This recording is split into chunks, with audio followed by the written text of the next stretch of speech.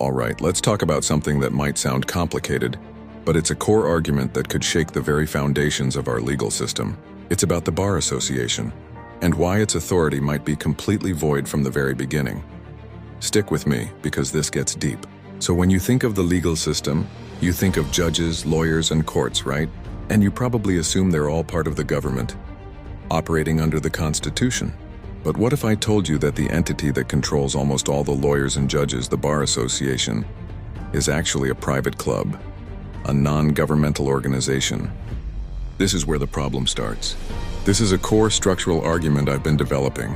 The Bar Association was set up without what's called lawful consideration of the checks and balances that are fundamental to our Constitution. Think about it. The founders were obsessed with separating powers, legislative, executive, judicial, to prevent any one group from having too much control. They wanted a system where power was balanced, and ultimately, the power came from we the people. But where does the Bar Association fit into this? It doesn't. It's not a co-equal branch of government. There is no balancing body that represents the common law authority of the people to check the bar's power. Instead, this private organization has managed to embed itself into both the legislative process, influencing laws, and the judicial process, controlling who gets to be a lawyer or a judge.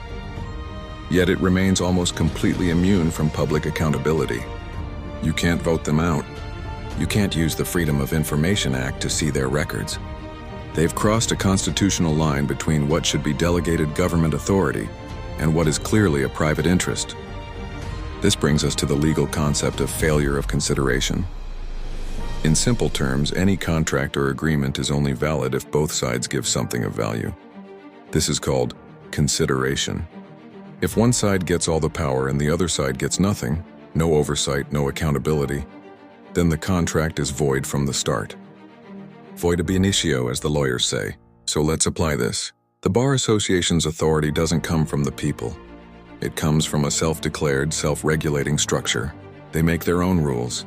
They enforce their own rules, and they punish anyone who breaks their rules. There is no reciprocal body, no outside group, that limits or reviews their actions in a meaningful way. The judiciary, which is supposed to be the check, is filled with members of the bar.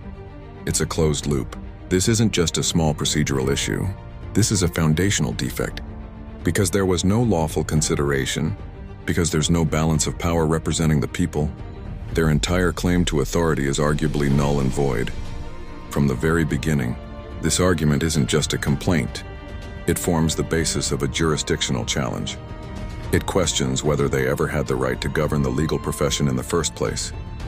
When a private entity wields this much governmental power without any constitutional basis or public accountability, it's not just an imbalance.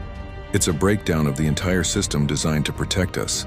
And that's the argument we need to start making, loudly and clearly. The emperor has no clothes, and it's time we pointed it out.